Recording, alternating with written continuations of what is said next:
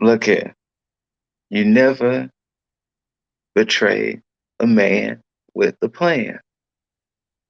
You never betray a man with a plan B or a plan C because it can get you in the end. If you want to know what I'm talking about, stay tuned. What up, Tag? It's your boy Scoot here talking about AEW Dynamite. To properly intro it, it's Wednesday night, and you know what that means. Yeah, Dynamite. It had title matches, matches with champions, title implications, all of the above in one night. Starting it off, Jericho Appreciation Society, Jericho, ROH champion, Daniel Garcia, pure champion, versus Claudio Castagnoli and Wheeler Yuta, former pure champion, former ROH world champion. Uh, Pretty okay match. I think that was a weird thing with these matches tonight. It kind of almost felt like you knew who was going to win almost every match, and you just kind of watched it just to watch it. I don't know. Might have been me. If it was me, that's cool. But um, Claudio hits Jericho with the neutralizer, if I remember correctly. Gets the 1, 2, 3. Um, Stare down, this, that, and the other. Jericho's upset because, Jericho has weird segments to me because he brings the bat in to try to use it. Well, he brings Floyd in the bat to try to use it. But then when they have the interview later, he gets mad that the bat was in the ring and Claudio didn't use it. Huh? Okay. Whatever. But like I said, Claudio Wheeler gets the dub. There was a backstage segment with Bryan Danielson because he was taking on Sammy Guevara. I don't know if they're trying to say there's dissension in the Blackpool Comeback Club, but of course, him and Wheeler have been having issues. So while Danielson was doing his interview, Wheeler gets in his face, and then they started bickering. Claudio was like, "Look, I almost said his WWE name. Look here, Danielson. After your match, we're gonna go in our locker room. We're gonna hash this out. We're gonna talk it out like adults because we can't be doing all of this jibber jabber. With the BCC, we can't be doing all this. So that left that. Then, actually, before I get to the main event things, I'm gonna save the other little uh package video they show because it's very intriguing to see where they're gonna go with that. But then you had Swerve in Our Glory versus FTR, number one contenders match, the acclaimed and Daddy Ass, watch along. You had the Gun Club in the audience taunting FTR because, heels. Some trickery and some chicanery happens. Swerve low blows, was it Dax? I think he low blows Dax. The Gun Club was holding Cash, might have been reversed. Ultimately, Swerve and Our Glory gets the W. They tried to do a beatdown. Acclaim runs in, solves all of that. So Swerve and Our Glory versus the Acclaim, the rubber match. And most likely at some point we're going to get FTR versus the Gun Club, probably for the Ring of Honor tag team championships. Next up, MJF's interview with Renee. Um, I won't say it was a typical MJF interview, but it was him talking about how, he's not going to use his Dynamite Diamond ring. He made a promise that he's making a promise tonight that he's not going to use his Dynamite Diamond ring at Full Gear. Not to say that he's going to fight clean, but he's not going to use the ring bars. Uh, I have a feeling he's probably going to use brass knuckles. I mean, Regal used to use brass knucks. I can kind of see him doing it just to ha ha ha. I use your tactic against you type of thing.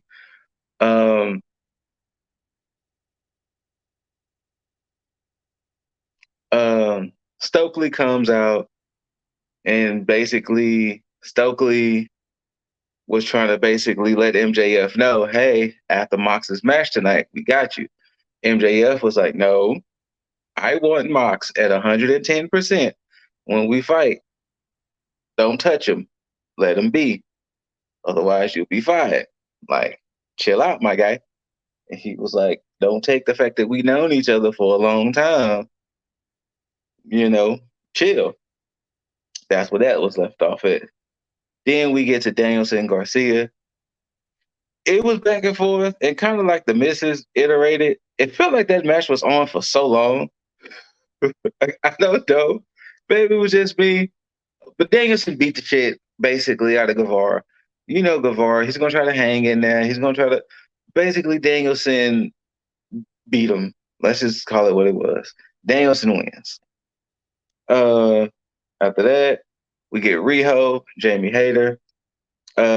Nice little back and forth. This was their second match. Hayter gets the W with that very, very powerful lariat that she does. Like that lariat, that not corkscrew, not wind up, ripcord lariat. Haha. That ripcord lariat, and maybe it looked even more devastating because it was to Riho, and you know Riho is like, you know, they famously advertised that Riho was like 90 pounds, so it probably looked even more just devastating.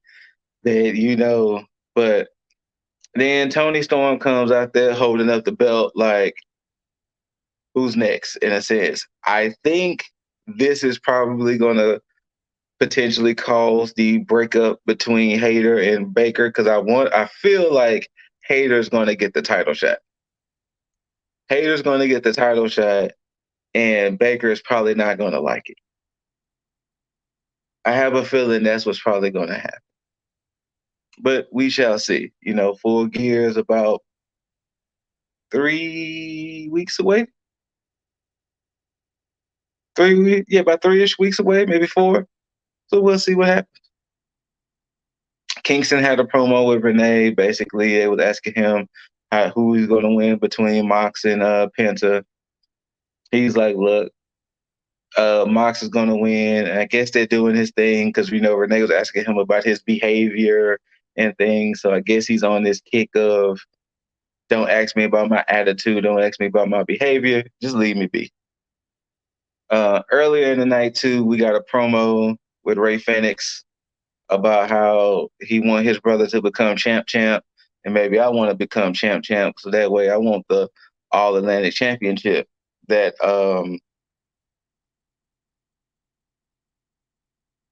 Orange Cassidy now has.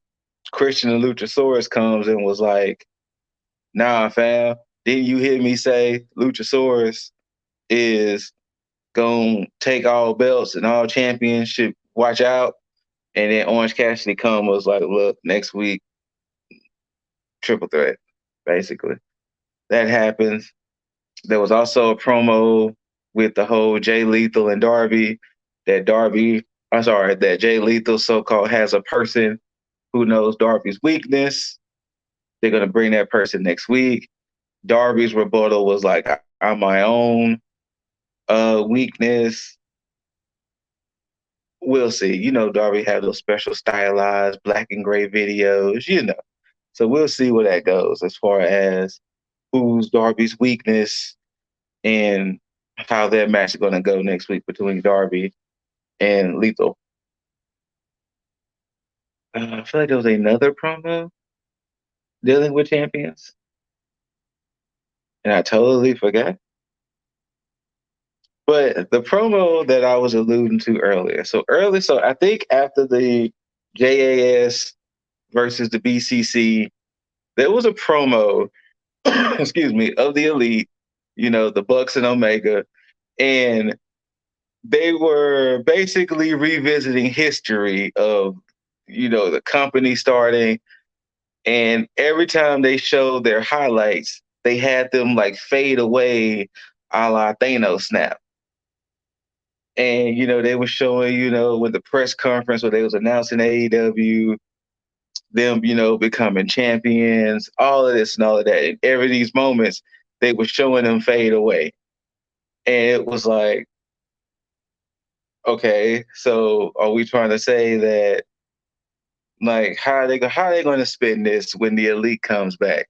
Are the elite going to come back as these Uber heels, like, hey, yo, say, fam, if it wasn't because of us, there's no AEW, so we're going to try to destroy it within what? Like, what's the plan here? Like, I want to see how this is going to work out. That, they had such this dramatic undoing history type of promo of, all the major moments. The elite was, Thanos snapped away from it. We shall see. I want to say there was something else. I do not remember. I probably forgot. But main event, Jon Moxley versus Penta El Zero Miedo, AEW Championship.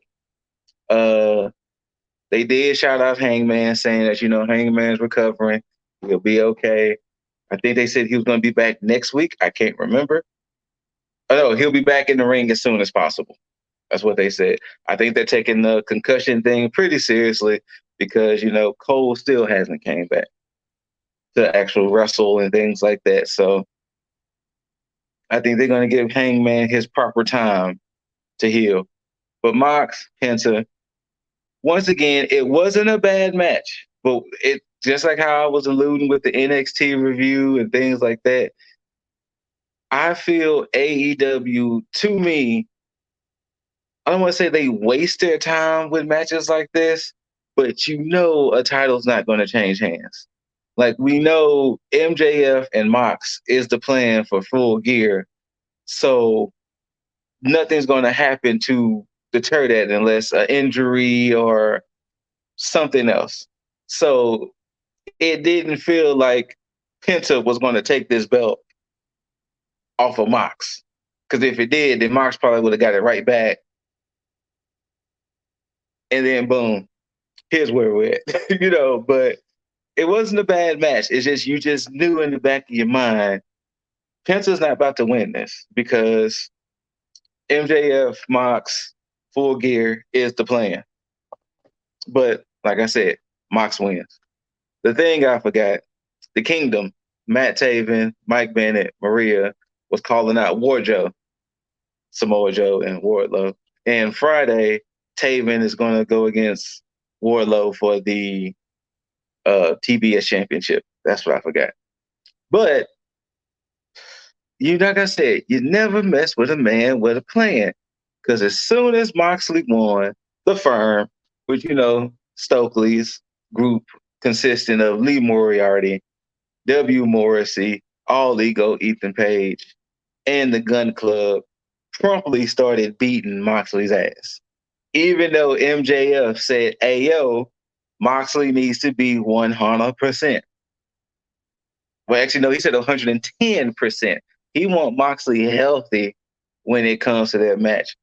But the firm was just beating down Mox. And then MJF kind of did the whole thing of, am I going to go down there? Am I not? He storms down there. He tells Stokely in his face he's fired. Then he starts, trying to pick up Mox. He turns around, All Ego, hit him with all foot. Just boot all up in MJF's face. Then the firm started beating down MJF. Like I said, you never mess with man with backup plan. Stokely was like, all right, you fired me. Well, that's what happens when you fire me. The goons come after you. And somebody, it was never reported, somebody chained the Blackpool Comebacks Club locker room so they couldn't help out.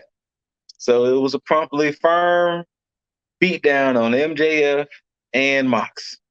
They even choke slammed MJF through the table and destruction everywhere. So this adds a new layer to all of this now because seemingly, if the firm, unless this is a very elaborate plan of MJF, but seemingly, if the firm is now against MJF and technically Mox, it kind of makes me wonder how this all gonna play out. Like, are they gonna be thorns in both of their side until Full Gear and everything? So we shall see. Um, like I said, a solid night of Dynamite. You know, nothing too spectacular, nothing bad. Solid night. Nothing, nothing like just horribly horrible. It was great matches. It's just that, you get that feeling of you kind of know who's going to win, but you still want to see the matches anyway, just to see how, I guess, and what they pull off. And I realized AEW throws a lot in their shows. In between the matches, in between the promos, in between vignettes, segments, there's a lot that happens in the Dynamite. I guess kudos to them for utilizing their 2 hours so well. But yeah, but that was it for Dynamite. We're on that road to Full Gear. And let's see how it shapes up. Because, after Full Gear, either I will remain predictions champion or one of the other people in tag could be champion. But I don't have plans of losing my title no time soon. So, yeah.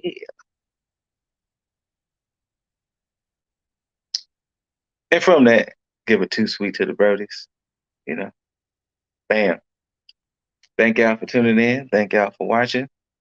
Until next time, tag out.